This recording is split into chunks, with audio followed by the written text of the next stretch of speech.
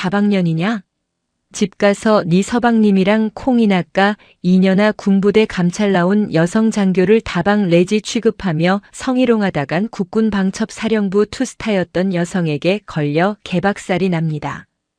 하늘 무서운 줄 모르던 대대장이 콩껍질처럼 발가벗겨져 처참하게 무너지는 참교육 이야기입니다. 여러분은 지금 어디에 계시고 어떤 일들을 하고 계신가요? 항상 행복한 일 가득하시길 바랍니다.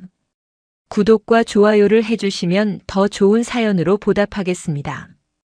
대한민국에서 가장 춥기로 소문난 강원도 철원군.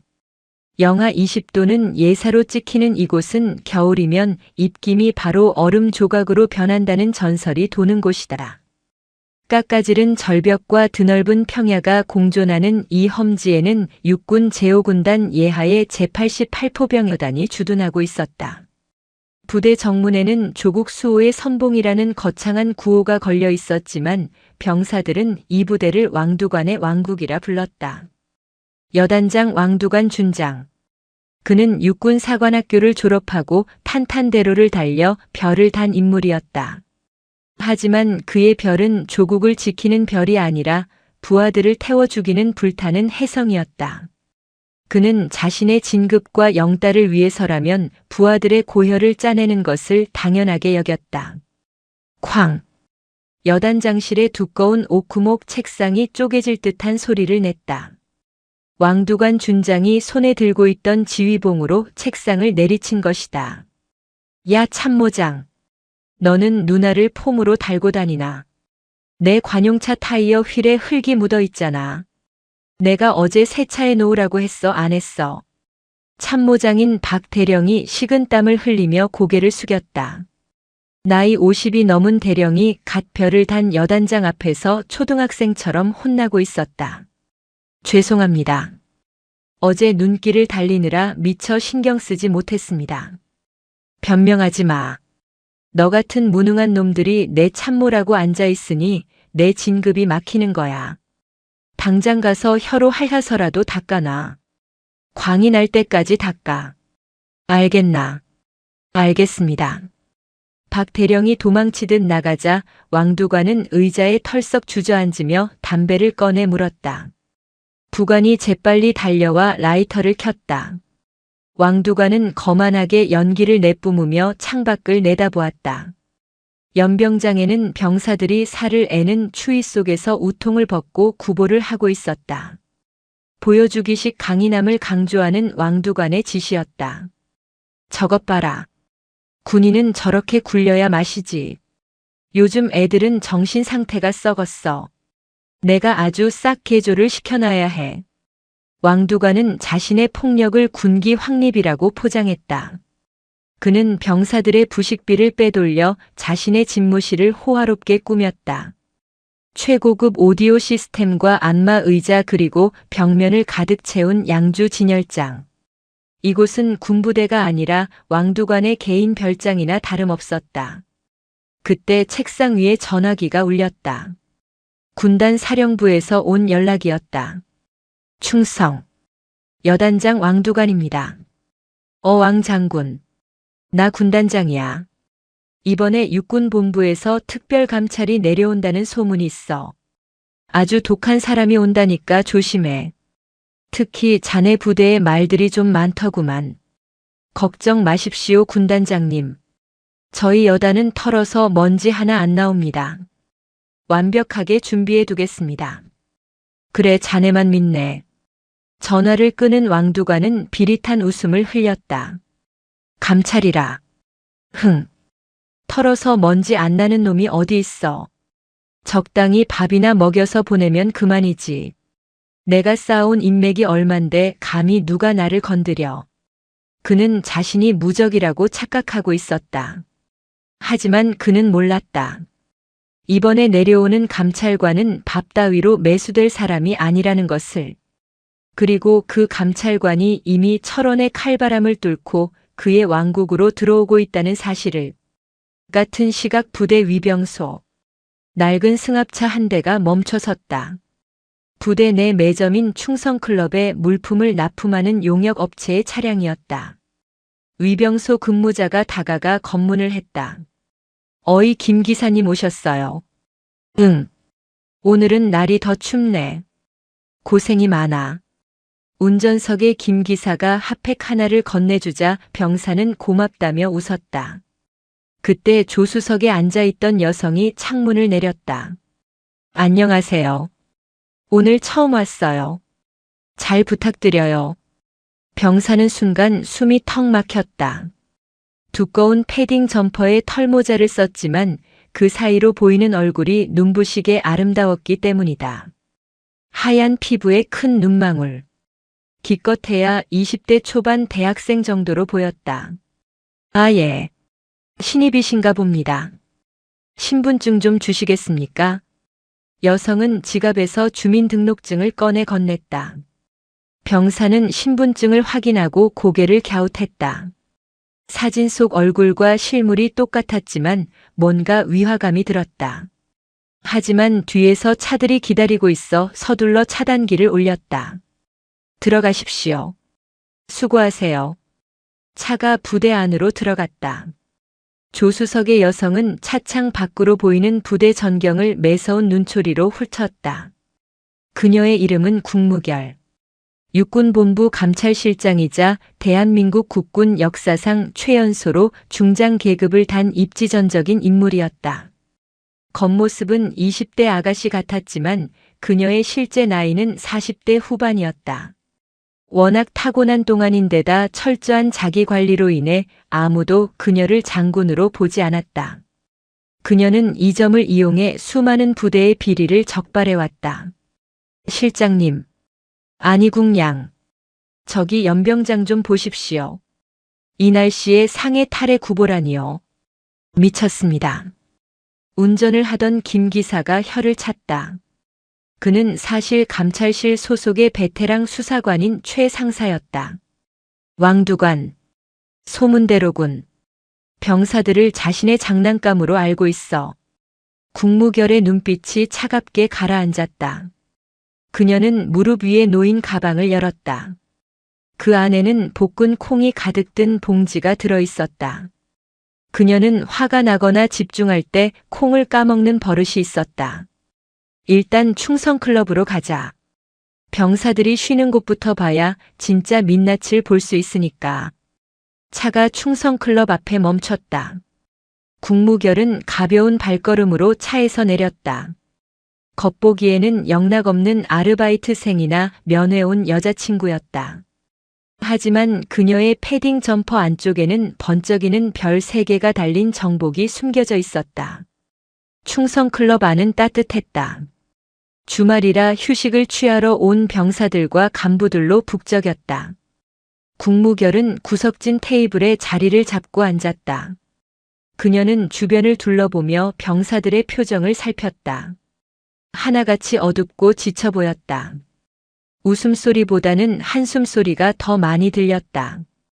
그녀는 주머니에서 콩 봉지를 꺼냈다. 탁자 위에 콩을 쏟아붓고 하나씩 까기 시작했다. 오독, 오독. 경쾌한 소리가 났다. 그녀는 콩 껍질을 정갈하게 한쪽에 모아두고 알맹이를 입에 넣었다. 고소한 맛이 입안에 퍼졌지만 마음은 쓰렸다. 그때 충성클럽 문이 거칠게 열리며 왕두관 여단장이 들어왔다. 뒤에는 주임원사와 참모들이 병풍처럼 따르고 있었다. 충성. 안에 있던 모든 장병이 일제히 일어나 경례를 했다. 왕두관은 거만하게 손을 흔들며 안쪽으로 들어왔다. 야 주임원사. 여기 커피 맛이 왜 이래? 지난번에 내가 말한 원두 안 가져왔어. 아, 그게 아직 배송 중입니다. 죄송합니다. 하여간 빠져가지고. 내가 누군지 몰라. 나 왕두관이야. 내 입맛 하나 못 맞추면서 무슨 부대 관리를 한다고.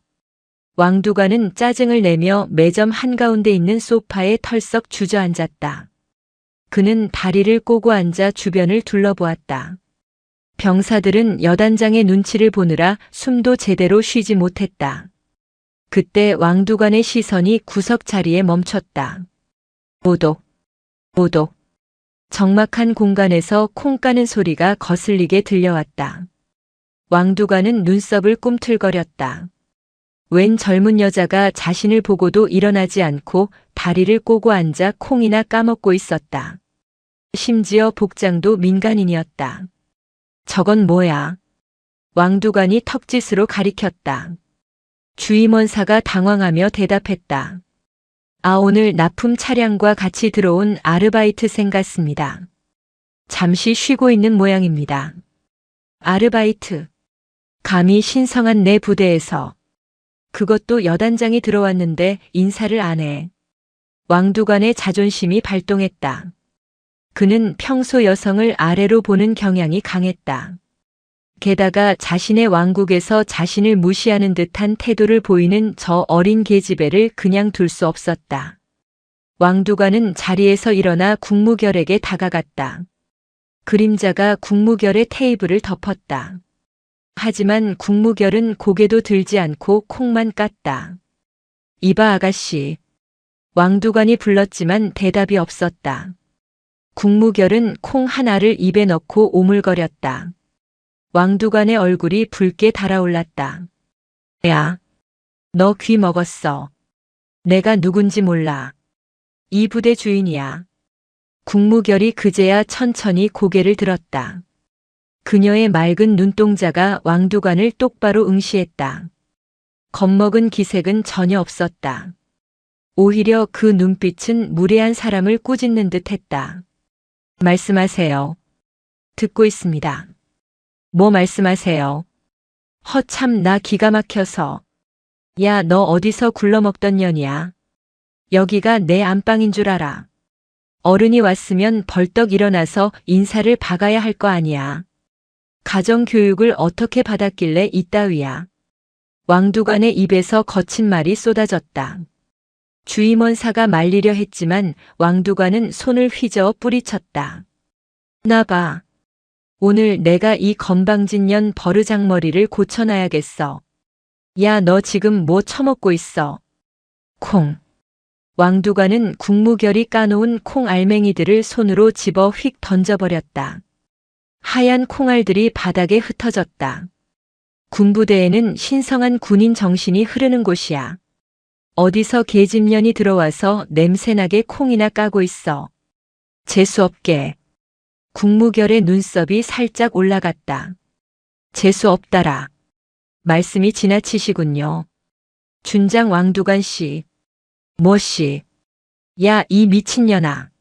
내가 네 친구냐? 어디서 말대꾸야. 너 내가 헌병 불러서 영창에 쳐넣어 버릴까 보다. 간첩 혐의로 조사 좀 받아볼래. 왕두관은 씩씩거리며 국무결의 턱을 손가락으로 치켜올리려 했다. 국무결이 고개를 획 돌려 피하자 왕두관은 더욱 화가 났다. 얼굴 좀 반반하다고 남자들이 오냐오냐 해주니까 세상 무서운 줄 모르지. 너 같은 년들은 몸뚱이 하나 믿고 설치는데 내 앞에서는 안 통해. 주변의 병사들과 간부들이 경악하여 얼어붙었다. 아무리 그래도 민간인 여성에게 저런 성희롱적 발언을 하는 것은 선을 넘어도 한참 넘은 것이었다. 하지만 왕두관은 멈추지 않았다.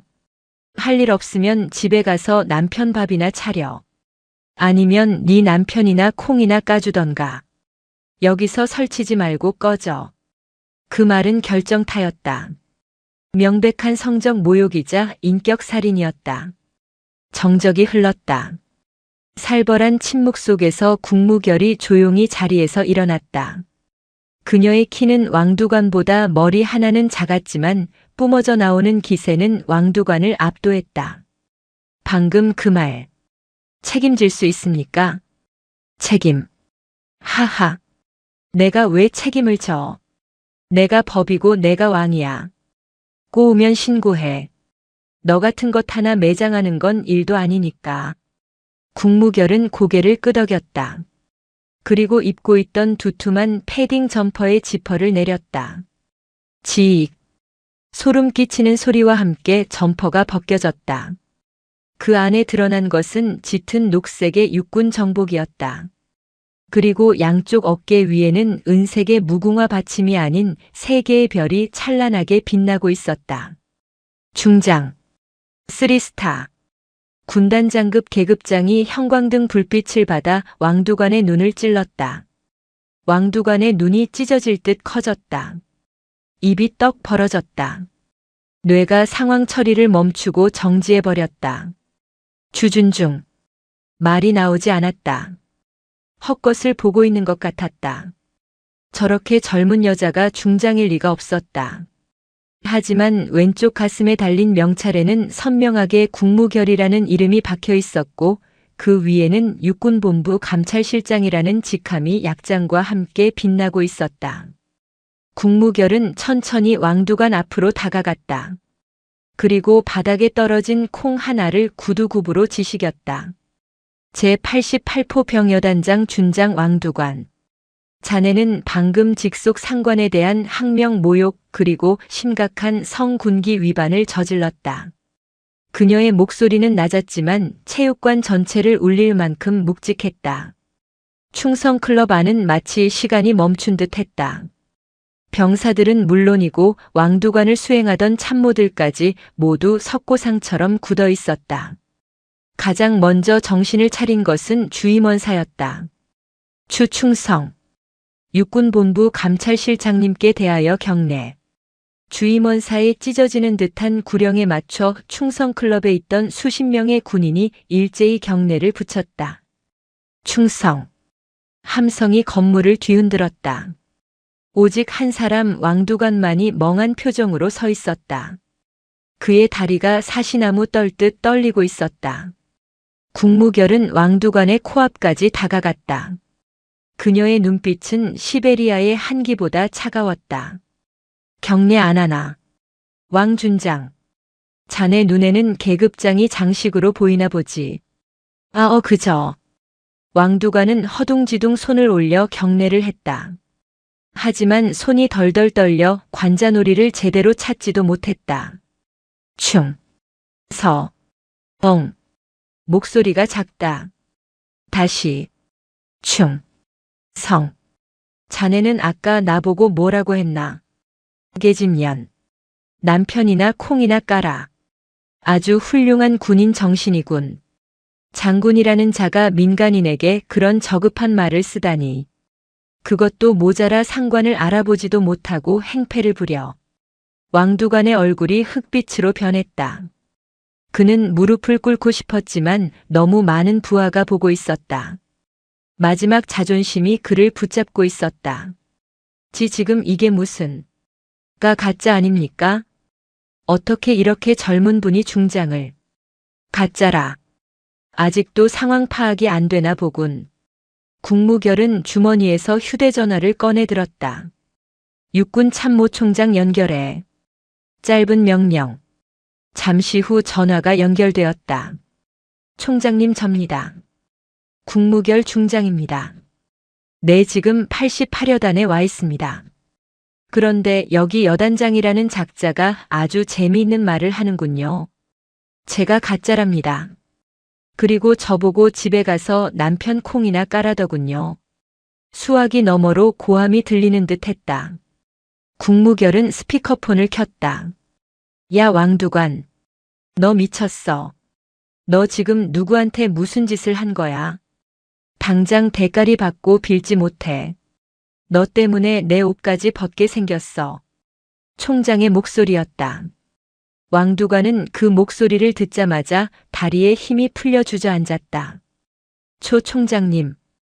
그게 아니라 저는. 시끄러워. 너는 오늘부로 보직 해임이다. 헌병대 보낼 테니까 꼼짝 말고 대기해.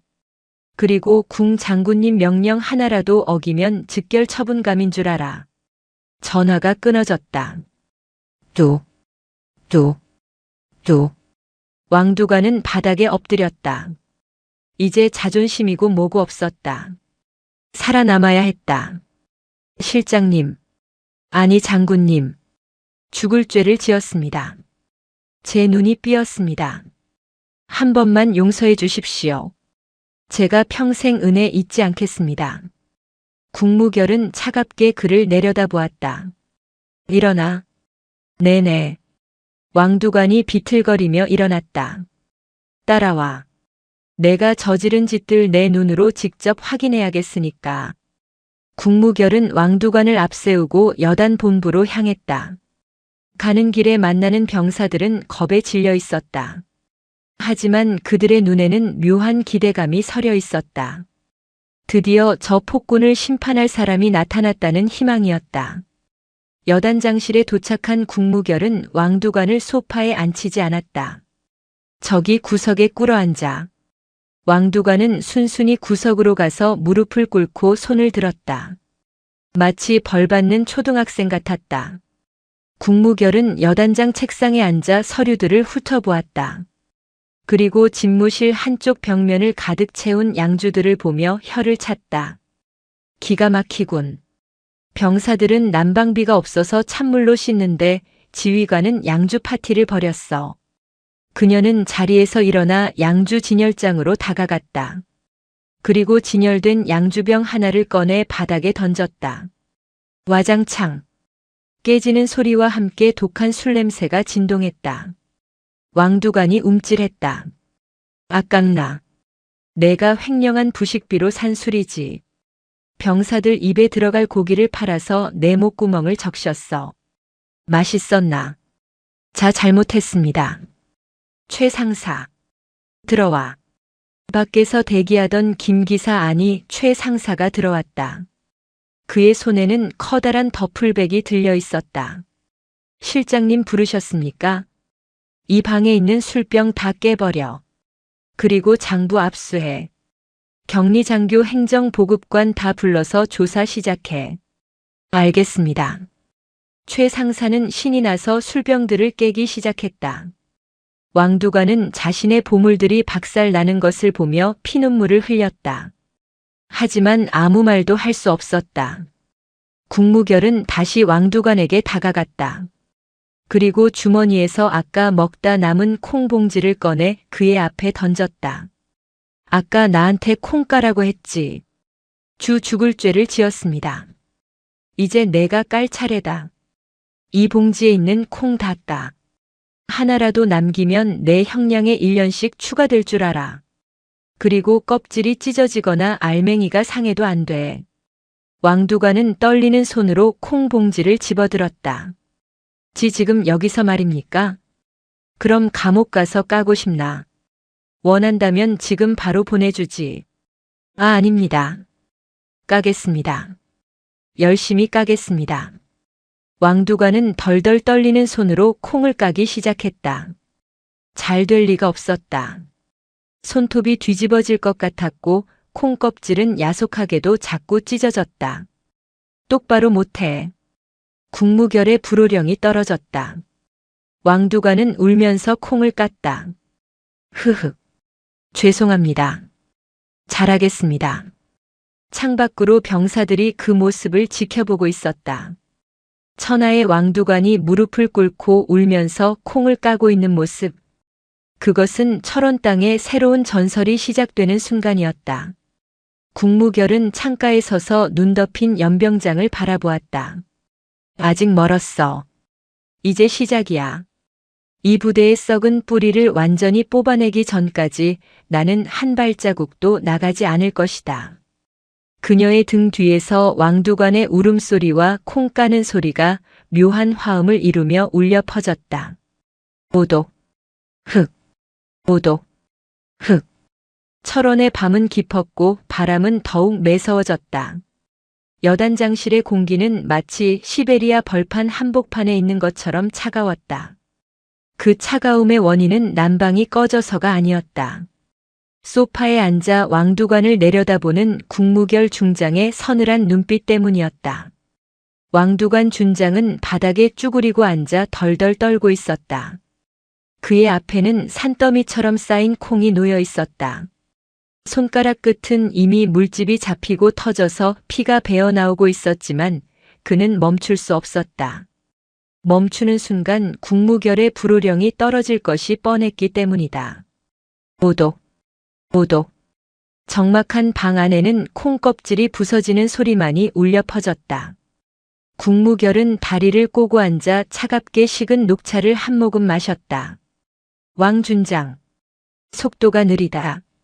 병사들은 이 추위에 밖에서 손이 얼어 터지도록 경계 근무를 서는데 따뜻한 방 안에서 콩 까는 게 그렇게 힘든가? 아닙니다. 열심히 하고 있습니다. 손이 말을 안 들어서 그렇습니다.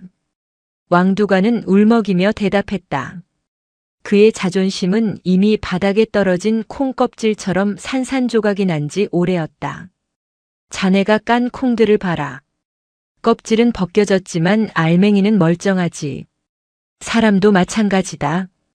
거칠애와 계급장이라는 껍질을 벗겨내면 그 안에 진짜 알맹이가 보여야 해. 그런데 자네 알맹이는 썩었어. 아주 새까맣게 썩어 문드러졌단 말이다. 국무결이 자리에서 일어나 왕두관의 책상 앞으로 걸어갔다. 그녀는 책상 위에 놓인 명패를 집어들었다. 황금색으로 도금된 명패에는 조국 수호의 선봉 여단장 왕두관이라는 글자가 새겨져 있었다. 이 명패, 순금인가? 왕두관이 흠칫 놀라며 고개를 들었다. 도도금입니다. 그냥 선물 받은 겁니다. 선물이라. 누가 이런 비싼 선물을 줬을까? 납품업체 사장인가 아니면 자네 뒤를 봐주는 정치인인가? 국무결은 명패를 만지작거리며 책상 뒤편에 걸린 거대한 족자를 바라보았다. 호랑이가 포효하는 그림이 그려진 족자였다. 그녀의 눈매가 날카로워졌다. 그림이 삐뚤어졌군. 자네 마음처럼 말이야. 그녀가 족자를 걷어 올리자 그 뒤에 숨겨져 있던 디지털 금고가 모습을 드러냈다. 왕두관의 얼굴이 사색이 되었다. 어머나. 여기 재미있는 게 숨어 있었네. 여단장실 벽 뒤에 금고라. 군사보안 규정에 개인 금고 반입은 금지되어 있을 텐데. 그게. 저기. 개인적인 서류를 보관하느라 잠시. 비밀번호대. 장군님. 거기는 정말 별거 없습니다. 제 아내와 주고받은 편지랑. 최 상사. 국무결이 부르자 밖에서 대기하던 최 상사가 쇠망치를 들고 들어왔다. 네 실장님. 이 금고 부서. 안에 든 게 편지인지 똥인지 확인해 봐야겠으니까. 알겠습니다. 최 상사가 망치를 치켜들었다. 쾅 하는 굉음과 함께 금고의 다이얼 부분이 찌그러졌다. 왕두관이 비명을 지르며 달려들었다. 안 돼. 안 됩니다. 제발 그것만은. 국무결이 왕두관의 앞을 막아섰다. 그리고 그의 정강이를 군화발로 걷어찼다. 왕두관이 바닥을 뒹굴었다. 최 상사는 묵묵히 망치질을 계속했다. 몇 번의 굉음 끝에 금고 문이 덜커덩거리며 열렸다. 안에서 쏟아져 나온 것은 편지가 아니었다. 5만 원권 현금 뭉치와 골드바 그리고 검은색 가죽 수첩 한 권이었다. 국무결은 수첩을 집어들고 천천히 넘겨보았다. 1월 5일. 대광 정밀 박 사장. 현금 5천. 2월 10일. 국회 국방위원회 표 의원. 골드바 2개. 3월. 그녀가 읽어 내려갈수록 왕두관의 몸은 작아졌다. 그것은 뇌물장부였다. 불량 장비를 납품받는 대가로 받은 뒷돈과 자신의 진급을 위해 윗선에 상납한 내역이 낱낱이 적혀 있었다. 대단하군. 아주 꼼꼼해. 이 정도면 군인이 아니라 회계사를 했어야지. 이 돈 다 어디서 났나? 병사들 먹일 고기 팔고 입힐 옷감 빼돌려서 만든 피 묻은 돈 아닌가? 국무결은 수첩을 왕두관의 얼굴에 던졌다. 이게 내가 말한 편지냐? 돈이랑 연애라도 했나 보지. 죽을 죄를 지었습니다. 한 번만 살려주십시오. 제가 다 불겠습니다. 시키는 대로 다 하겠습니다. 왕두관이 바짓가랑이를 붙잡고 늘어졌다. 국무결은 혐오스러운 눈빛으로 그를 내려다보았다. 살고 싶나? 네네. 살려만 주시면 뭐든지 하겠습니다. 좋아. 기회를 주지. 이 장부에 적힌 놈들. 특히 너에게 상납받은 윗선들. 지금 당장 전화해서 안심시켜. 아무 일 없다고. 감찰은 잘 넘어갔다고 보고해. 네. 알겠습니다. 그런데 왜? 놈들이 눈치채고 도망가게 둘 순 없잖아. 한 놈도 빠짐없이 잡아서 너랑 똑같이 콩을 까게 해줄 테니까. 국무결은 다시 소파에 앉았다. 그리고 너. 네. 콩 계속 까. 이 방에 있는 콩 다 까기 전에는 물 한 모금도 없다. 왕두관은 다시 쭈그리고 앉아 콩을 까기 시작했다. 그의 눈물 콧물이 콩 위로 떨어졌다. 국무결은 압수한 장부를 최 상사에게 넘겼다. 최 상사. 이거 당장 스캔해서 본부로 전송해. 그리고 원본은 내가 직접 가지고 올라간다. 이 장부 하나면 별 몇 개는 더 떨어지겠어. 알겠습니다. 그런데 실장님, 이 표 의원이라는 사람, 보통 내기가 아닙니다. 여당 실세에다가 조폭 출신이라는 소문이 있습니다. 냄새를 맡으면 가만히 있지 않을 겁니다. 알아. 그래서 더 재미있는 거지. 조폭이든 국회의원이든 내 앞에서는 다 똑같은 범죄자일 뿐이야. 덤비라고 해. 아주 뼈도 못 추리게 밟아줄 테니까. 국무결은 주머니에서 콩 하나를 꺼내 입에 넣었다.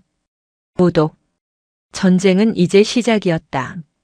철원의 작은 부대에서 시작된 불씨가 대한민국 전체를 뒤흔들 거대한 화염으로 번지려 하고 있었다. 다음 날 새벽. 아직 해가 뜨지 않아 사방이 어둑어둑했다.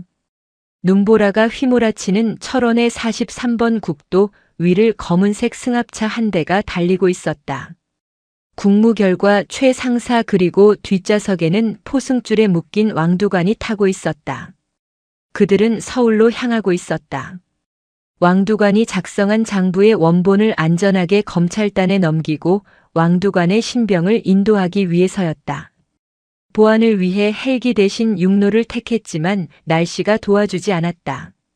도로는 빙판길이었고 시야는 5m 앞도 분간하기 힘들었다. 실장님, 눈이 너무 많이 옵니다. 속도를 더 내기가 힘듭니다. 운전대를 잡은 최 상사가 걱정스러운 목소리로 말했다. 천천히 가. 급할수록 돌아가라고 했어. 놈들이 냄새를 맡았다면 분명 길목을 지키고 있을 거야. 국무결은 조수석에서 창밖을 예의주시하고 있었다. 그녀의 감각이 위험을 알리는 경고음을 보내고 있었다. 뒷좌석의 왕두관은 불안에 떨며 중얼거렸다. 장군님, 표 의원이 알면 우린 다 죽습니다. 그 사람은 사람 죽이는 걸 파리 죽이는 것보다 쉽게 생각하는 사람입니다. 지금이라도 돌아가서 용서를 비는 게. 입 다물어. 내가 무서워해야 할 건 표 의원이 아니라 나야.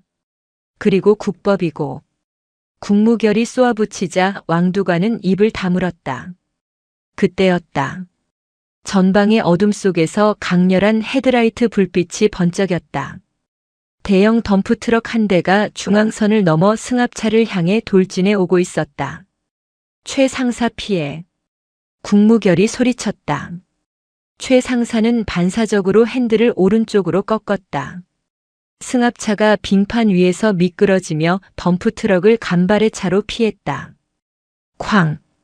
덤프트럭이 승합차의 뒷부분을 스치고 지나갔다. 충격으로 승합차가 도로 옆 눈밭으로 처박혔다. 차체가 몇 바퀴를 구르다 멈췄다. 으악! 왕두관의 비명이 들렸다. 잠시 정적이 흘렀다. 최 상사. 괜찮나? 네. 에어백 덕분에 살았습니다. 실장님은요? 나도 멀쩡해. 왕두관은 살려주세요. 다리가 낀 것 같습니다. 국무결은 깨진 창문으로 밖을 내다보았다. 덤프트럭에서 덩치 큰 사내들이 내리고 있었다. 그 뒤로 검은색 세단 2대가 더 멈춰 섰고 손에 쇠파이프와 야구방망이를 든 남자들이 우르르 내렸다. 대략 10명은 넘어 보였다. 표 의원이 보낸 청소부들이군. 생각보다 빨리 움직였어. 국무결은 품에서 3단봉을 꺼냈다. 그리고 안전벨트를 풀었다. 최 상사, 너는 왕두관 지켜. 놈들의 목표는 장부와 왕두관의 입을 막는 거야. 절대 밖으로 나오지 마. 실장님 혼자서는 무리입니다. 지원 요청하겠습니다. 통신 안 터질 거야. 놈들이 전파 방해 장치를 썼을 테니까. 걱정 마. 콩 까는 것보다 쉬운 게 쓰레기 치우는 거니까. 국무결은 차 문을 박차고 나갔다. 눈보라가 그녀의 얼굴을 때렸다. 그녀는 헝클어진 머리를 쓸어 넘기며 놈들을 향해 걸어갔다. 어이구, 여자 혼자 기어나오네. 오빠들이 좀 아프게 해줄까? 우두머리로 보이는 사내가 쇠파이프를 손바닥에 탁탁 치며 비아냥거렸다. 국무결은 피식 웃었다. 오빠라니. 족보가 꼬였군. 내 놈들 할아버지 뻘은 되어 보이는데. 뭐야 인연이. 죽고 싶어서 환장했나. 야 처리해. 장부는 챙기고 나머지는 눈 속에 파묻어. 우두머리의 신호에 졸개 넷이 달려들었다. 국무결은 눈밭 위에 굳건히 섰다. 첫 번째 놈이 야구 방망이를 휘둘렀다. 뿡. 방망이가 허공을 갈랐다. 국무결은 상체를 숙여 피함과 동시에 놈의 품으로 파고들었다. 그녀의 3단봉이 놈의 명치를 정확하게 가격했다. 헉. 놈이 숨을 못 쉬고 쓰러졌다. 곧바로 두 번째 놈의 발차기가 날아왔지만 국무결은 가볍게 옆으로 비켜서며 놈의 오금을 걷어찼다. 우지끈하는 소리와 함께 놈이 비명을 지르며 눈밭에 처박혔다. 그녀의 움직임은 춤을 추는 듯 유려했지만 그 파괴력은 전차와 같았다. 군용 무술인 크라브 마가와 실전 격투술로 다져진 그녀의 몸은 살인 병기 그 자체였다. 이 인연이 보통이 아닌데. 우두머리가 당황하며 뒤로 물러섰다. 다 같이 덤벼. 뭐하고 있어? 나머지 6명이 동시에 달려들었다. 쇠파이프와 칼이 난무했다. 하지만 국무결은 두려움이 없었다. 그녀는 눈을 한 줌 쥐어 놈들의 얼굴에 뿌려 시야를 가리고 그 틈을 타 관절기를 걸어 팔을 꺾어버렸다. 아, 내 팔. 엄마야. 순식간에 서로는 아수라장이 되었다. 눈밭은 놈들이 흘린 피로 붉게 물들었다. 국무결은 거친 숨을 몰아쉬며 마지막 남은 우두머리를 노려보았다. 이제 너 하나 남았나. 우두머리는 공포에 질려 뒷걸음질 쳤다. 그는 품에서 무언가를 꺼내려 했다. 권총이었다. 죽어라. 탕. 총소리가 철원의 정막을 깼다. 하지만 국무결은 이미 몸을 날린 뒤였다. 총알은 그녀의 어깨를 스치고 지나갔다. 그녀는 눈밭을 굴러 우두머리의 발밑으로 파고들었다. 군인 앞에서 총질이라니. 건방지구나. 그녀의 발이 우두머리의 턱을 올려 찼다. 우두머리는 공중에 붕 떴다가 널브러졌다. 권총이 저 멀리 날아갔다. 상황 종료. 국무결은 떨어진 권총을 주워 탄창을 분리하고 멀리 던져버렸다. 그리고 쓰러진 우두머리의 멱살을 잡았다. 누가 시켰어? 표두식이냐? 사 살려줘. 그냥 시키는 대로 했을 뿐이야. 전해라. 내가 곧 잡으러 간다고. 목 씻고 기다리라고. 그때 멀리서 사이렌 소리가 들려왔다. 인근 부대 헌병대 차량과 경찰차가 달려오고 있었다. 최 상사가 차 안에서 무전을 통해 구조 요청을 성공시킨 모양이었다. 국무결은 피가 흐르는 어깨를 부여잡고 차로 돌아왔다. 최 상사가 울먹이며 뛰쳐나왔다. 실장님, 괜찮으십니까? 피가 스친 거야. 엄살 부리지 마. 왕두관은 기절했습니다. 오줌을 지린 것 같습니다. 지저분한 놈. 일단 헌병대에 인계하고 우리는 병원으로 간다. 치료 끝나면 바로 서울로 진격이야. 국무결은 눈 덮인 산을 바라보았다. 해가 떠오르고 있었다. 붉은 태양이 설원을 비췄다. 그녀의 눈빛이 태양보다 더 뜨겁게 타올랐다. 서울로 올라가기 전 국무결은 다시 88여단으로 차를 돌렸다. 놈들의 습격이 있었다는 것은 내부에 조력자가 있다는 뜻이었다. 그리고 아직 확인하지 못한 결정적인 증거가 부대 안에 남아있다는 직감이 들었기 때문이다. 부대는 발칵 뒤집혀 있었다. 여단장이 체포되고 감찰실장이 습격을 당했다는 소식이 퍼지면서 긴장감이 감돌았다. 국무결은 의무대에서 간단한 응급처치만 받고 붕대를 감은 채 바로 군수창고로 향했다. 군수과장. 문 열어. 군수과장인 정소령이 떨리는 손으로 열쇠를 찾았다. 저 실장님. 여기는 장비 보관소라 별게 없습니다. 그냥 훈련용 장비들만. 말이 많다. 열어. 철문이 열리고 퀴퀴한 곰팡이 냄새가 났다. 창고 안에는 박스들이 가득 쌓여 있었다. 신형 방탄복, 특수 방한복이라는 라벨이 붙어 있었다. 국무결은 박스 하나를 뜯었다. 비닐에 쌓인 방탄복이 나왔다. 겉보기에는 멀쩡해 보였다. 그녀는 주머니에서 잭나이프를 꺼내 방탄복의 배 부분을 찢었다. 찍. 안에서 나온 것은 특수 섬유가 아니었다. 얇은 철판과 스펀지 조각들이 우수수 떨어졌다. 이게 방탄복이라고. 국무결의 목소리가 분노로 떨렸다.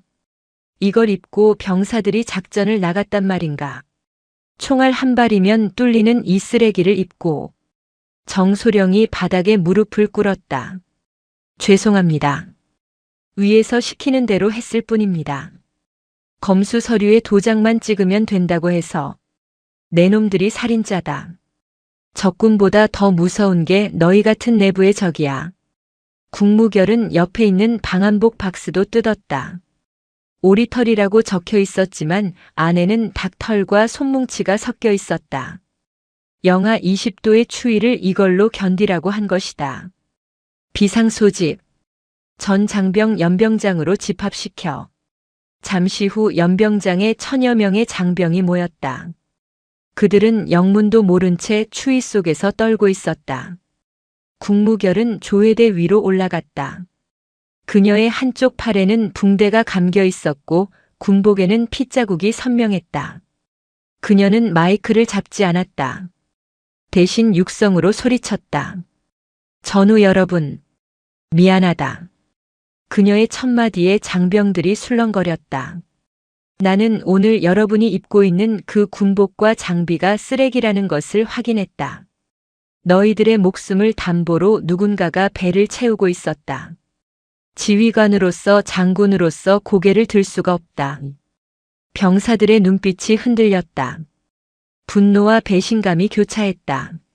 하지만 약속한다. 내가 내 계급장과 목숨을 걸고 그놈들을 잡겠다. 너희가 입은 그 가짜 방탄복 대신 내가 너희의 방패가 되겠다. 그러니 나를 믿고 조금만 더 견뎌다오. 국무결은 단상에서 내려와 맨 앞줄에 있는 이등병에게 다가갔다. 얇은 방한복을 입고 입술이 파랗게 질린 병사였다. 그녀는 자신이 입고 있던 두꺼운 야전 상의를 벗어 그 병사에게 입혀주었다. 따뜻하게 입어라. 감기 걸린다. 가 감사합니다. 장군님은 춥지 않으십니까? 나는 괜찮다. 내 속에서는 지금 열불이 나서 더워 죽겠다. 병사들 사이에서 웃음이 터져 나왔다. 하지만 그 웃음은 비웃음이 아니라 감동의 웃음이었다. 와, 국무결, 국무결. 누군가 선창하자 연병장이 떠나갈 듯한 함성이 터져 나왔다. 병사들은 처음으로 자신들을 진심으로 아껴주는 장군을 만난 것이다. 그때 정문 쪽에서 검은색 세단 행렬이 들어왔다. 헌병차의 호위를 받으며 들어온 차에서 내린 사람은 국방부 감사관실의 고위 관리들이었다. 그들은 표 의원의 입김이 닿아 있는 자들이었다. 국무결 중장. 지금 뭐 하는 짓입니까? 독단적인 행동으로 부대 지휘권을 흔들다니요. 즉시 업무 중단하고 복귀하십시오. 이건 명령입니다. 감사관이 거만하게 소리쳤다. 그는 뒤에 헌병들을 대동하고 국무결을 연행하려 했다. 명령 좋아하시네. 너희들이 감찰 방해하러 온 끈아풀들이냐? 국무결이 비웃었다. 이 여자를 체포해. 항명죄다. 감사관이 손짓하자 헌병들이 다가왔다. 하지만 그 순간 놀라운 일이 벌어졌다. 연병장에 있던 병사들이 움직였다. 그들은 스크럼을 짜고 국무결과 헌병들 사이를 가로막았다. 무장도 하지 않은 병사들이 맨몸으로 거대한 벽을 만든 것이다. 비켜라. 너희들도 항명으로 다 영창 보내버리겠다. 감사관이 협박했지만 병사들은 꿈쩍도 하지 않았다. 우리 장군님 건드리지 마십시오. 맞습니다. 썩은 건 당신들입니다. 병사들의 눈빛은 살아있었다. 왕두관 치하에서 죽어있던 그 눈빛이 아니었다. 맹수처럼 번뜩이는 야성이 깨어난 것이다. 국무결은 병사들의 등 뒤에서 그 모습을 보며 뜨거운 눈물을 삼켰다. 이것이 진짜 군대였다. 비켜라 얘들아. 저런 송사리들은 내가 처리한다. 국무결이 병사들을 해치고 앞으로 나갔다. 감사관. 내 몸에 손대고 싶으면 영장 가져와. 그리고 표두식한테 전해. 내가 지금 썩은 콩들 다 까버리러 간다고. 그녀는 주머니에서 콩 한 줌을 꺼내 감사관의 얼굴에 뿌렸다. 타타닥. 콩알들이 감사관의 얼굴을 때리고 바닥으로 떨어졌다. 아이고 따가워. 이게 무슨 짓이야. 콩밥 먹을 연습이나 미리 해둬라. 국무결은 최 상사에게 눈짓했다. 가자 서울로. 이제 끝을 볼 시간이다. 그녀가 차에 오르자 병사들이 길을 터주었다. 충성. 꼭 승리하십시오. 병사들의 경례를 받으며 국무결의 차는 부대를 빠져나갔다. 철원의 바람은 여전히 차가웠지만 그곳에는 이제 뜨거운 혁명의 불꽃이 타오르고 있었다. 국무결이라는 작은 불씨가 만들어낸 기적이었다. 서울의 밤은 화려했다. 한강의 검은 물결 위로 번지는 네온사인은 아름다웠지만 그 불빛 아래에는 더럽고 추악한 욕망이 꿈틀거리고 있었다. 대한민국 국회의사당이 있는 여의도 인근의 한 고급 요정. 이곳은 대한민국 권력의 심장부이자 온갖 비리가 잉태되는 산실이었다. 국회 국방위원회 간사 표두식 의원은 상석에 앉아 비싼 양주를 들이키고 있었다. 그는 조직 폭력배 출신으로 건설업을 통해 돈을 세탁하고 정치판에 뛰어든 입지전적인 인물이었다. 그의 별명은 불도저였다. 앞을 가로막는 것은 무엇이든 밀어버린다는 뜻이었다. 의원님, 큰일 났습니다. 왕두관 그 멍청한 놈이 장부를 뺏겼답니다. 지금 국무결 그 여자가 서울로 올라오고 있습니다. 보좌관이 사색이 되어 보고했다. 표두식은 들고 있던 술잔을 벽에 던졌다. 쨍그랑 소리와 함께 파편이 튀었다. 쓸모없는 새끼들. 내가 그년 하나 처리 못해서 이 사단을 만들어. 언론사 국장들한테 연락해. 지금 당장 기사 띄워. 육군 중장이 정신 이상 증세를 보이며 부대를 이탈했고 무장 탈영을 했다고 말이야. 여론을 그년이 미친 여자라고 몰아가야 우리가 산다. 알겠습니다. 그리고 만약 그 여자가 여기로 쳐들어오면 어떡합니까? 표두식은 품에서 시가를 꺼내 물며 비릿하게 웃었다. 오라고 해. 내 사무실 지하에는 대한민국 최고의 칼잡이들이 대기하고 있으니까. 제 발로 호랑이 굴에 들어오면 뼈도 못 추리게 씹어 먹어주지. 같은 시각 서울 외곽 진입로. 국무결이 탄 승합차는 이미 만신창이가 되어 있었다. 유리창은 깨졌고 차체는 찌그러졌지만 엔진만은 맹수처럼 그르렁거렸다. 최 상사가 핸들을 잡고 있었고 국무결은 조수석에서 탄창을 점검하고 있었다. 탄창에는 실탄 대신 콩알탄과 고무탄이 들어있었다. 그녀는 군인으로서 민간인을 살상할 수는 없다는 마지막 선을 지키고 있었다. 실장님, 뉴스 속보가 떴습니다. 실장님을 무장 탈영범으로 수배한다는 기사입니다. 군 검찰과 경찰이 포위망을 좁혀오고 있습니다. 예상했던 일이야. 표두식이 언론을 장악했군. 진실이 거짓을 이기려면 더 큰 충격이 필요해. 어디로 가십니까? 국방부로 가실 겁니까? 아니, 표두식의 아지트로 간다. 강남에 있는 대광 빌딩 지하. 그곳이 놈들의 진짜 소굴이야. 장부만으로는 부족해. 놈이 직접 자기 입으로 범죄를 시인하게 만들어야 해. 차가 강남의 화려한 거리를 질주했다. 대광 빌딩은 표두식의 자금줄인 대광정밀의 본사 건물이자 그의 사설 요새였다. 건물 입구에는 정장 차림의 덩치들이 무전기를 끼고 경계를 서고 있었다. 국무결은 차를 건물 뒷골목에 세웠다. 최 상사, 너는 여기서 대기하면서 방송국에 제보해. 우리가 확보한 영상이랑 장부 사본을 다 뿌려.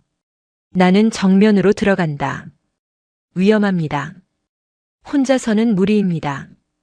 걱정 마. 콩 까는 것보다 쉬운 일이니까. 국무결은 차에서 내렸다. 그녀는 찢어진 군복 위에 검은색 코트를 걸쳤다. 주머니에는 3단봉과 볶은 콩 한 봉지가 들어있었다. 그녀는 당당하게 정문으로 걸어갔다. 어이 아줌마. 여기는 아무나 들어오는 곳이 아닙니다. 경비원이 막아서자 국무결은 코트 자락을 젖혔다. 별 3개가 번쩍였다. 길 비켜.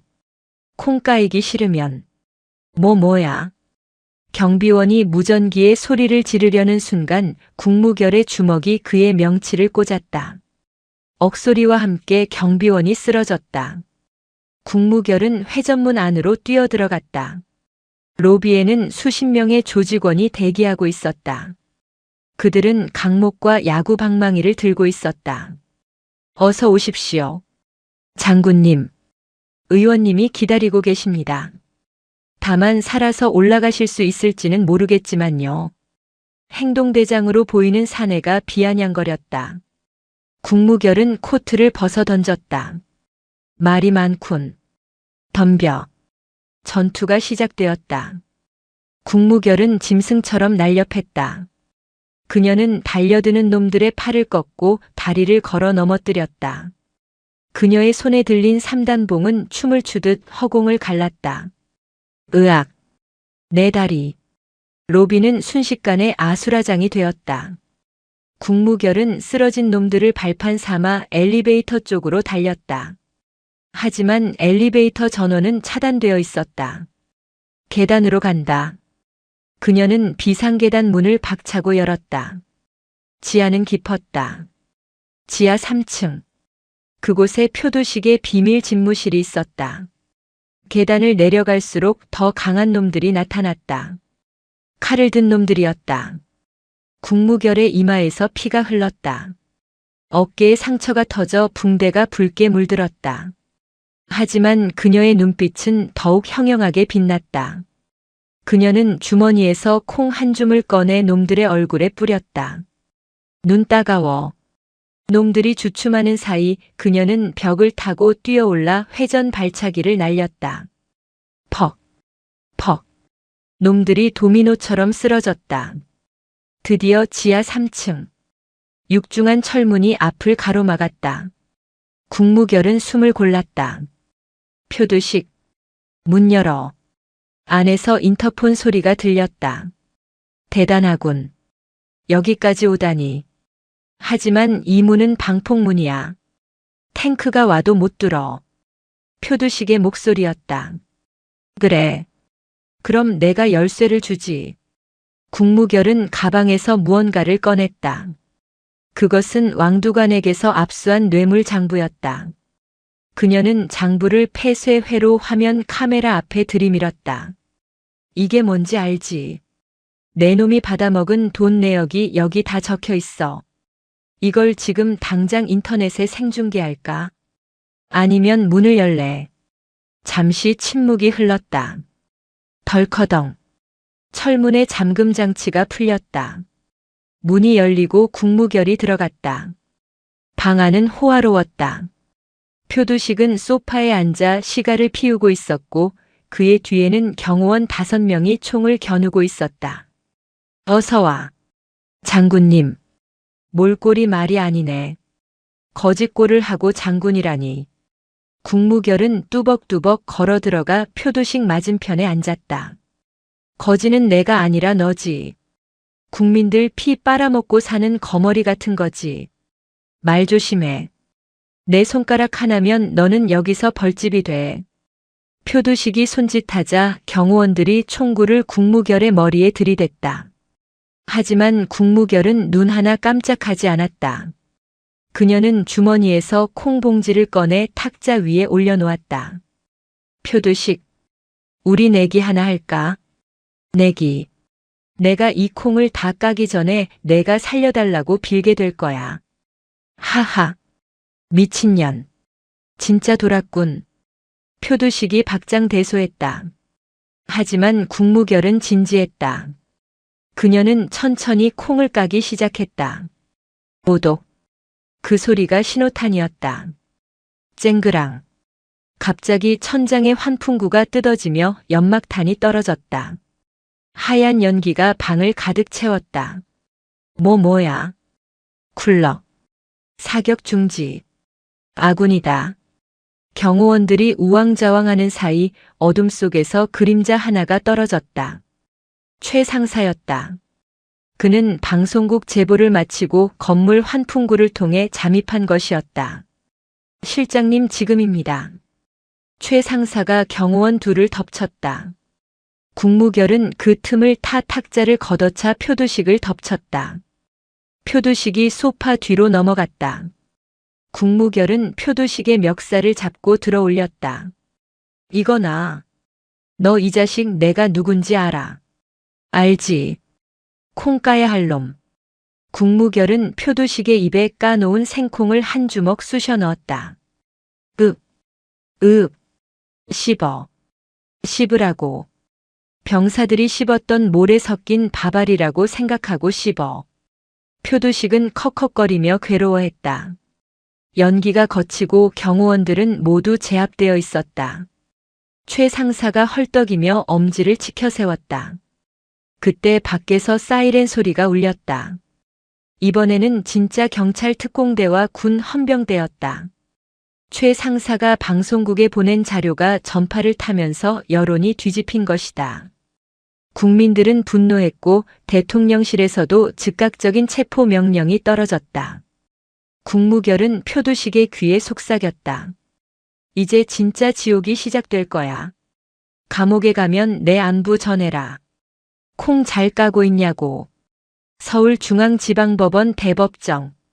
대한민국을 뒤흔든 방산 비리 게이트의 재판이 열리는 날이었다.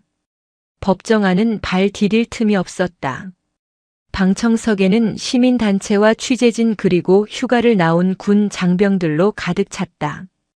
피고인석에는 표두식 의원과 대광 정밀 박 사장 그리고 관련 장성들이 줄줄이 앉아 있었다. 그들은 호화 변호인단을 꾸려 무죄를 주장하고 있었다. 반면 왕두관 준장은 죄수복을 입고 고개를 숙인 채 따로 앉아 있었다.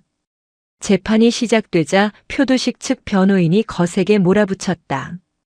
본 변호인은 검찰 측이 제시한 장부가 조작되었다고 주장합니다. 또한 국무결 중장은 불법적인 방법으로 증거를 취득했으며 민간인 사찰과 폭행을 자행했습니다. 이는 명백한 직권 남용입니다. 판사가 검찰 측을 바라보았다. 검찰 측 반론 있습니까? 있습니다. 핵심 증인을 신청합니다. 법정 문이 열리고 국무결이 들어왔다. 그녀는 정복 차림이었다. 가슴에는 훈장 대신 상처 입은 붕대가 감겨 있었지만 그 모습이 오히려 더 위험 있어 보였다. 그녀는 증인석에 앉아 선서했다. 증인. 피고인들이 혐의를 전면 부인하고 있습니다. 결정적인 증거가 있습니까? 있습니다. 국무결은 증거물 상자를 열었다. 그 안에서 찢어진 방탄복과 닭털이 섞인 방한복을 꺼내 들었다. 이것이 피고인들이 병사들에게 입힌 옷입니다. 재판장님, 허락해 주신다면 간단한 실험을 하나 해보이고 싶습니다. 판사가 고개를 끄덕였다. 국무결은 방탄복을 마네킹에 입히고 준비해온 송곳을 꺼냈다. 이 송곳은 적군의 대검보다 무디고 약합니다. 하지만 보십시오. 그녀가 송곳으로 방탄복을 찌르자 푹 하는 소리와 함께 송곳이 관통하여 마네킹 깊숙이 박혔다.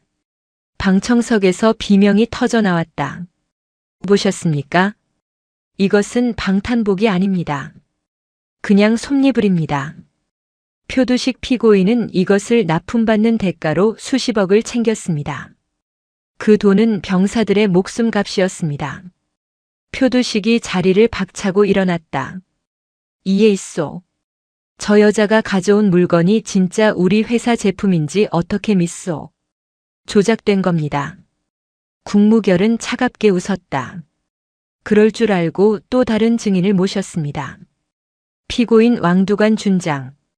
왕두관이 천천히 일어났다. 그는 며칠 사이에 10년은 늙어 보였다. 하지만 눈빛만은 예전의 탐욕스러운 눈이 아니었다. 왕두관, 진실을 말해라. 왕두관은 마이크 앞에 섰다. 그는 떨리는 목소리로 입을 열었다. 모두 사실입니다.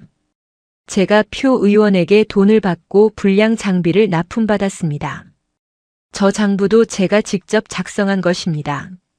이 미친놈이 내가 죽고 싶어서 환장했구나. 내가 너한테 해준 게 얼만데. 표두식이 고래고래 소리를 질렀다. 판사가 법정 경위에게 제지를 명령했다. 왕두관은 주머니에서 무언가를 꺼냈다. 꼬깃꼬깃한 비닐봉지였다. 그 안에는 콩 껍질이 가득 들어 있었다. 저는 감옥에서 매일 콩을 깠습니다.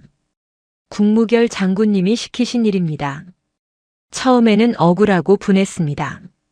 내가 왜 이런 걸 해야 하나 싶었습니다. 그런데 콩을 하나하나 까면서 알게 되었습니다. 그는 콩 껍질 하나를 들어 보였다. 이 딱딱한 껍질 속에 숨겨진 콩알처럼 제 양심도 탐욕이라는 껍질 속에 갇혀 있었습니다. 껍질을 벗겨내니 비로소 제가 얼마나 추악한 짓을 했는지 보였습니다. 병사들은 추위에 떨고 있는데 저는 난로 옆에서 양주를 마셨습니다. 그 죄를 어떻게 씻어야 할지 모르겠습니다. 왕두관은 바닥에 무릎을 꿇고 오열했다. 죄송합니다. 국민 여러분, 그리고 병사들아 미안하다. 못난 지휘관을 용서하지 마라. 법정 안은 눈물바다가 되었다. 방청석에 있던 병사들도 눈물을 훔쳤다. 표두식의 변호인조차 고개를 숙였다. 국무결은 왕두관에게 다가가 그의 어깨를 두드려 주었다. 잘했다. 오늘 자네는 별보다 더 빛나는 진짜 군인이었다. 하지만 표두식은 끝까지 발악했다. 이건 음모야. 정치적인 쇼라고. 나는 무죄야. 그때 국무결이 판사에게 말했다. 마지막 증거가 하나 더 있습니다. 제가 표두식의 비밀 사무실에서 확보한 영상입니다. 법정 스크린에 영상이 재생되었다. 표두식이 국무결에게 총을 겨누고 협박하며 자신의 범죄 사실을 자랑하듯 떠벌리는 장면이 고스란히 담겨 있었다. 내가 국방부 장관도 갈아치우는 사람이야. 병사들 목숨 그까짓 게 얼마라고. 영상이 끝나자 법정에는 정적만이 감돌았다. 표두식은 털썩 주저앉았다. 모든 것이 끝났다. 방청석에서 누군가 소리쳤다. 사형시켜라. 매국 노놈들. 분노한 시민들이 물병을 던졌다. 재판장은 소란을 진정시키고 판결을 내리기 위해 휴정을 선언했다.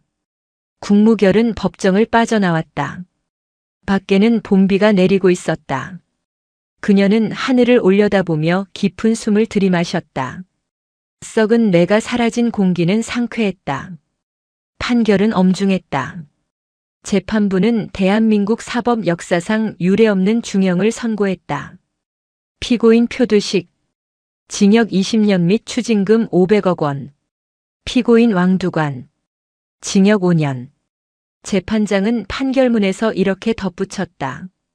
군 납품 비리는 국가 안보를 위협하고 장병들의 생명을 경시하는 반역 행위와 다름없다. 다만 피고인 왕두관은 자신의 죄를 깊이 뉘우치고 수사에 결정적인 기여를 한 점을 참작하여 형을 감경한다. 표두식은 교도관들에게 끌려나가면서도 욕설을 퍼부었다. 반면 왕두관은 담담히 결과를 받아들였다. 그는 국무결 쪽을 향해 깊이 고개를 숙여 인사했다. 입모양으로 감사합니다라고 말하는 듯 했다. 사건이 마무리되고 계절이 바뀌었다. 철원의 88여단에도 봄이 찾아왔다. 국무결은 마지막으로 부대를 방문했다. 부대는 완전히 달라져 있었다. 연병장에는 새 잔디가 심어졌고 병사들은 최신형 방탄복과 피복을 보급받았다. 식당에서는 고기 굽는 냄새가 진동했다. 더 이상 맹물국은 없었다. 충성. 실장님 방문을 환영합니다. 새로 부임한 여단장이 깍듯하게 격려했다. 그는 덕장으로 소문난 인물이었다. 부대 분위기가 많이 좋아졌군요. 다행입니다. 다 실장님 덕분입니다. 병사들이 실장님을 생명의 은인으로 생각하고 있습니다. 참, 그리고 보여드릴 게 있습니다. 여단장은 국무결을 구본청 건물 뒤편으로 안내했다. 그곳에는 작은 텃밭이 만들어져 있었다. 팻말에는 양심의 밭이라고 적혀 있었다. 병사들이 자발적으로 만든 밭입니다. 여기서 콩을 키우고 있습니다. 왕두관 전 여단장이 남긴 교훈을 잊지 말자는 의미라고 합니다. 밭에는 푸른 콩싹이 돋아나고 있었다. 국무결은 쭈그리고 앉아 흙을 만져보았다. 따뜻했다. 훌륭하군요. 이 콩들이 자라서 열매를 맺으면 그땐 정말 튼튼한 군대가 될 겁니다. 그때 작업복을 입은 병사들이 다가왔다. 그들은 지난 겨울 국무결이 자신의 야전 상의를 벗어주었던 그 병사들이었다. 장군님, 오셨습니까? 병사들의 얼굴에는 살이 올랐고 혈색이 좋았다. 그래. 잘 지냈나? 옷은 따뜻하고. 네. 아주 덥습니다. 밥도 너무 맛있어서 살이 쪄서 걱정입니다. 병사들이 해맑게 웃었다. 국무결은 주머니에서 콩 한 줌을 꺼냈다. 자, 선물이다. 이거 심어서 더 많이 키워라. 그리고 나중에 수확하면 나한테도 좀 보내주고. 알겠습니다. 꼭 대풍년 만들어서 보내드리겠습니다. 국무결은 병사들과 일일이 악수를 했다. 그들의 손은 거칠었지만 그 온기는 그 어떤 난로보다 뜨거웠다. 서울로 돌아가는 길. 국무결은 차 안에서 편지 한 통을 꺼냈다. 왕두관이 교도소에서 보낸 편지였다. 궁 장군님, 625번 왕두관입니다. 이곳 생활은 생각보다 할만합니다. 저는 여기서도 콩까기 담당을 자처했습니다. 콩을 깔 때마다 제가 저지른 죄를 하나씩 씻어낸다고 생각하니 마음이 편안합니다. 출소하면 고향으로 내려가 진짜 농부가 되어볼까 합니다. 땀 흘려 일해서 얻은 콩 한 쪽이 부당하게 얻은 금덩이보다 값지다는 것을 이제야 알았습니다. 부디 건강하십시오. 국무결은 편지를 접으며 미소 지었다. 사람 만드는 데는 역시 콩만 한 게 없군. 최 상사가 백미러로 그녀를 보며 물었다. 실장님, 이제 어디로 가십니까? 국방부로 복귀합니까? 아니, 휴가 좀 써야겠어. 나도 콩이나 좀 심으러 가볼까 해. 네. 농사 지으시게요. 왜 나는 농사 지으면 안 되나? 콩 심은데 콩 나고 팥 심은데 팥 난다고 했어. 정의를 심으면 정의가 나는 법이지. 국무결은 창문을 내렸다. 봄바람이 머리카락을 날렸다. 그녀의 얼굴은 그 어느 때보다 평온해 보였다. 차가 고속도로를 달렸다. 저 멀리 보이는 산들이 푸르게 빛나고 있었다. 대한민국을 지키는 별은 하늘에만 있는 것이 아니었다. 땅에서 땀 흘리며 정직하게 살아가는 모든 사람이 바로 별이었다. 그리고 그 별들을 지키기 위해 국무결은 언제든 다시 콩을 깔아갈 준비가 되어 있었다. 오독. 그녀의 입안에서 콩이 경쾌하게 부서졌다. 그것은 승리의 소리이자 희망의 소리였다. 강원도 철원군 민간인 통제구역 인근의 한적한 농가. 그곳에는 유난히 콩 농사가 잘 되기로 소문난 밭이 하나 있었다. 마을 사람들은 그 밭의 주인을 콩 박사라고 불렀지만 그의 진짜 과거를 아는 사람은 드물었다. 5년이라는 세월이 흘렀다. 철원의 들판은 황금빛으로 물들었고 높고 푸른 가을 하늘 아래에서는 고추잠자리들이 춤을 추고 있었다. 왕두가는 밭고랑 사이에 쭈그리고 앉아 있었다. 그의 머리카락은 반백이 되었고 배가 불룩 나왔던 예전의 체형은 온데간데 없었다. 검게 그을린 피부와 근육질의 팔뚝 그리고 흙이 낀 손톱은 영락없는 평생 농사꾼의 모습이었다. 그는 잘 여문 콩대를 낫으로 베어내며 흥얼거렸다. 잘 자랐다. 올해도 아주 실해. 그의 낫질은 거침이 없으면서도 섬세했다. 콩깍지가 터져 알맹이가 튀어나가지 않도록 조심스럽게 다루는 솜씨가 예사롭지 않았다. 교도소에서 3년 그리고 출소 후 이곳에 정착해 2년 동안 오로지 콩하고만 씨름한 결과였다. 그때 마을 이장이 경운기를 타고 지나가다 멈춰섰다. 어이 왕씨, 오늘도 쉬지 않고 일하는가? 좀 쉬엄쉬엄하게. 자네 콩이 제일 좋다는 거 읍내 공판장에서 모르는 사람이 없어. 이장님 오셨습니까? 해지기 전에 이거 다 거둬야 내일 타작을 하지요. 콩들이 저를 기다리는데 제가 쉴 틈이 어디 있겠습니까? 왕두관이 사람 좋게 웃으며 허리를 폈다. 예전의 도끼 서린 눈빛은 사라지고 그 자리에는 흙을 닮은 순박함만이 남아 있었다. 근데 왕씨, 오늘 읍내에서 귀한 손님이 온다는 소문 못 들었어. 군청이 아주 난리가 났던데. 글쎄요. 저는 세상 돌아가는 소식 끊은 지 오래라서요. 누가 오든 저랑 무슨 상관이겠습니까? 왕두관은 대수롭지 않게 여기며 다시 낫을 들었다. 그는 이제 권력이나 명예 따위에는 관심이 없었다. 그에게 중요한 것은 오직 이 땅과 콩 그리고 자신의 지난 날을 속죄하는 마음뿐이었다. 해가 뉘엿뉘엿 넘어가고 서쪽 하늘이 붉게 물들 무렵이었다. 멀리서 흙먼지를 일으키며 검은색 승용차 한 대가 농로를 따라 들어왔다. 왕두관은 땀을 닦으며 차를 바라보았다. 낯선 차였다. 차는 정확히 왕두관의 밭 앞에 멈춰섰다. 운전석 문이 열리고 내린 사람은 말끔한 정장 차림의 중년 여성이었다. 세월이 비켜간 듯 여전히 팽팽한 피부와 단단한 눈매 그리고 주변 공기를 압도하는 카리스마. 국무결이었다. 그녀는 이제 군복을 벗고 민간인 신분이 되었지만 그 기계만큼은 여전했다. 왕두관은 들고 있던 낫을 떨어뜨릴 뻔했다.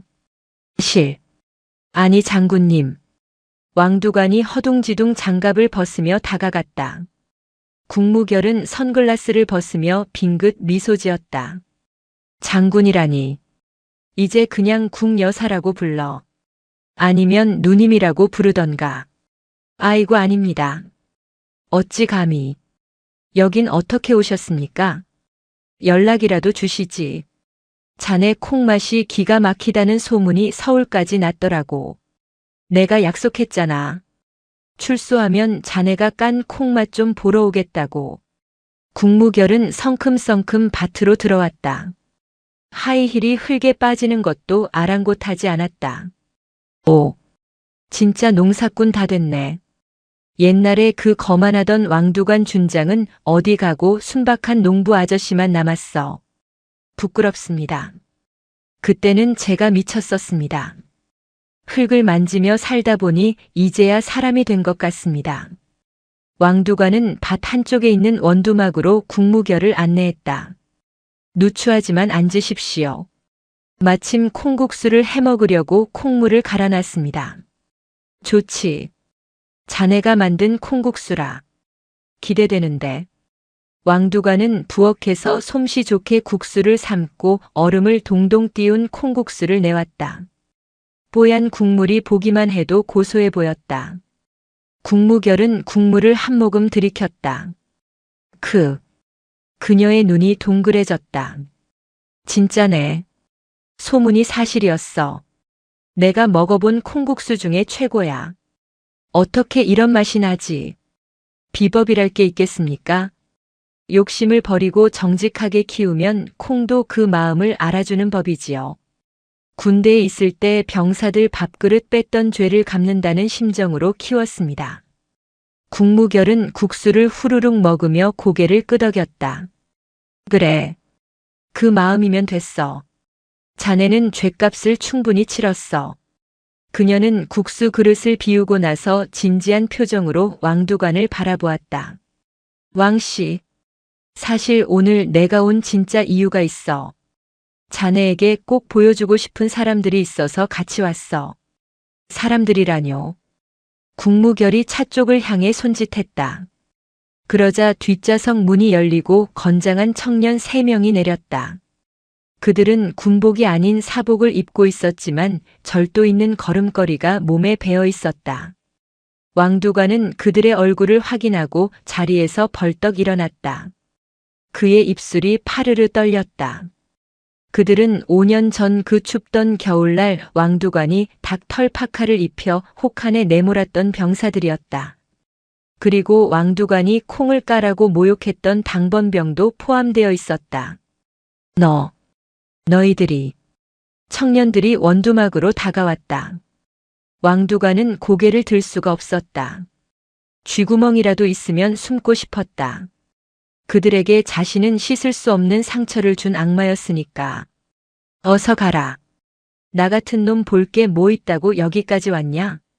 꼴도 보기 싫을 텐데. 왕두관이 등을 돌리자 가장 덩치가 큰 청년이 다가왔다. 그는 당시 가장 많이 구타를 당했던 운전병 출신 김군이었다. 여단장님. 아니 아저씨. 김군의 목소리는 차분했다. 저희 전역하고 다들 잘 살고 있습니다. 궁 장군님이 취업도 시켜주시고 학비도 지원해 주셨거든요. 그리고 소식 들었습니다. 아저씨가 여기서 콩 농사 지으면서 번 돈을 익명으로 군 장학재단에 기부하고 계시다는 거요. 왕두관의 어깨가 움찔했다. 아무도 모르게 한 일이었다. 국무결이 알려준 것이 분명했다. 그건 그냥 내 죄를 조금이라도 씻어보려고. 아저씨, 솔직히 처음에는 용서가 안 됐습니다. 자다가도 벌떡 일어날 만큼 미웠어요. 그런데 재판장에서 무릎 꿇고 우시던 모습 그리고 그동안 보내주신 사과 편지들. 그거 보면서 마음이 조금씩 녹았습니다. 김군이 왕두관의 손을 잡았다. 투박하고 거친 손이었다. 이제 그만 미안해하셔도 됩니다. 저희는 이미 용서했습니다. 아저씨가 망가뜨린 군대가 아니라 아저씨 덕분에 바뀐 군대에서 후임들은 따뜻하게 지내고 있거든요. 그걸로 됐습니다. 왕두관은 참았던 눈물을 터뜨렸다. 굵은 눈물방울이 뚝뚝 떨어져 김군의 손등을 적셨다. 미안하다. 정말 미안하다. 내가 짐승만도 못한 놈이었다. 너희 부모님께도 죄송하고 너희에게도 평생 갚지 못할 빚을 졌다. 청년들은 울고 있는 왕두관을 안아주었다. 철원의 저녁 노을 아래서 가해자와 피해자가 아닌 사람 대 사람으로서의 진정한 화해가 이루어지고 있었다. 국무결은 그 모습을 흐뭇하게 지켜보며 주머니에서 콩 하나를 꺼내 입에 넣었다. 오독. 오늘따라 콩 씹는 소리가 유난히 경쾌했다. 밤이 깊었다. 농가의 마당에서는 조촐한 잔치가 벌어졌다. 왕두관이 직접 만든 두부김치와 수육 그리고 밭에서 갓 따온 채소들이 상을 가득 채웠다. 막걸리 잔이 오갔다. 자, 건배하자. 왕두관 씨의 새로운 인생과 우리 청년들의 창창한 앞날을 위하여. 웃음꽃이 피었다. 예전에는 상상도 할 수 없었던 풍경이었다. 계급장 떼고 인간미만 남은 술자리는 밤늦도록 이어졌다. 청년들이 방에 들어가 잠든 후 왕두관과 국무결은 마루에 걸터 앉았다. 하늘에는 별이 쏟아질 듯 가득했다. 장군님, 저 별들을 보니 옛날 생각이 납니다. 무슨 생각? 제 어깨에 달려있던 별 말입니다. 그때는 그게 세상의 전부인 줄 알았습니다. 그 별이 빛나려면 부하들의 피눈물이 필요하다는 걸 몰랐습니다. 참 어리석었지요. 국무결은 하늘을 올려다보았다. 왕씨, 저 하늘에 있는 별과 자네가 키운 콩의 공통점이 뭔지 아나? 글쎄요. 모양이 둥근 거 말고는 모르겠습니다. 둘 다 어둠 속에서 빛난다는 거야. 별은 밤하늘이라는 어둠이 있어야 빛나고 콩은 땅속이라는 어둠을 뚫고 나와야 싹을 틔우지. 자네는 감옥이라는 어둠을 겪었기에 지금 이렇게 단단하고 빛나는 사람이 된 거야. 그러니 이제 자네 자신을 좀 더 사랑해주게. 왕두관은 가슴이 먹먹해졌다. 그녀의 말 한마디 한마디가 폐부 깊숙이 박혔다. 명심하겠습니다. 남은 인생은 저 콩들처럼 세상에 이로운 밥이 되어 살겠습니다. 그래.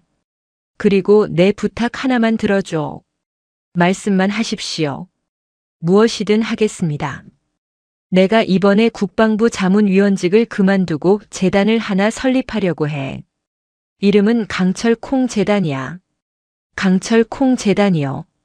이름이 좀 특이합니다.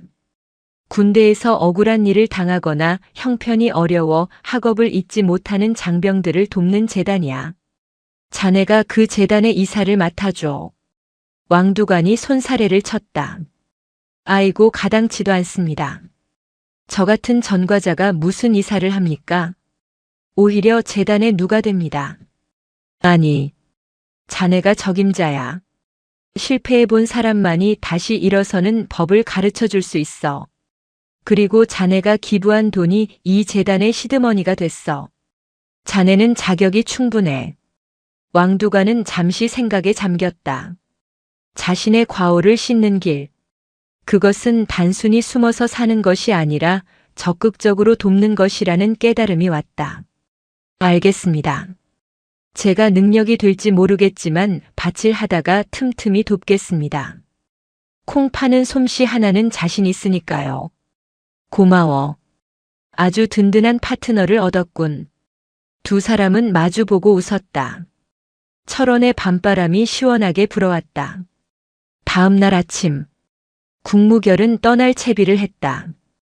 트렁크에는 왕두관이 싸준 콩 자루와 두부 그리고 직접 담근 된장이 가득 실려 있었다.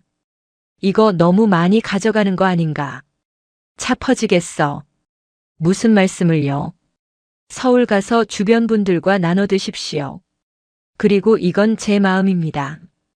왕두관은 작은 주머니 하나를 건넸다. 열어보니 가장 예쁘고 단단한 콩알들만 골라 담은 것이었다. 제 초심입니다. 흔들릴 때마다 이걸 보며 마음을 다잡았습니다. 장군님께 드리고 싶습니다. 국무결은 주머니를 소중히 챙겼다. 고맙네. 내 보물 1호로 간직하지. 국무결이 운전석에 올랐다. 청년들도 뒷좌석에 탔다. 아저씨 건강하세요. 다음에 휴가 내서 일손 도우러 올게요. 그래. 조심히들 가라. 가서 밥 굶지 말고. 차가 서서히 움직였다.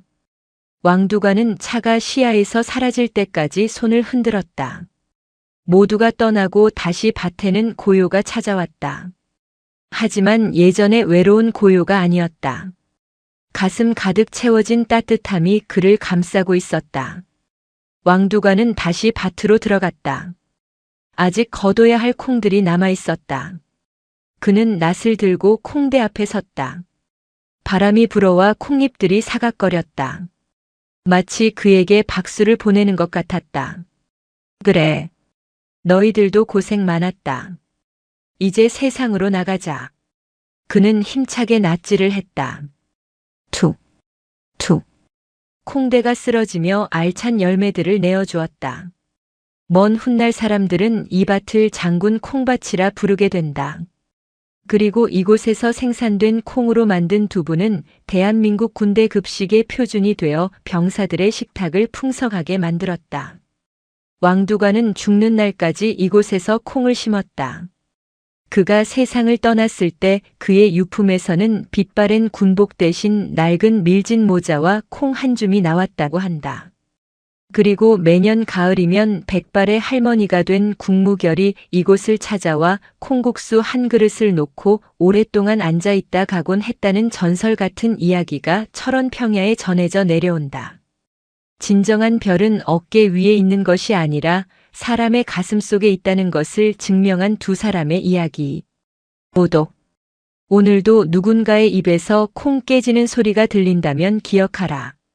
그것은 껍질을 깨고 다시 태어난 희망의 소리라는 것을. 오늘도 요지경 사연을 잘 들어주셔서 감사합니다.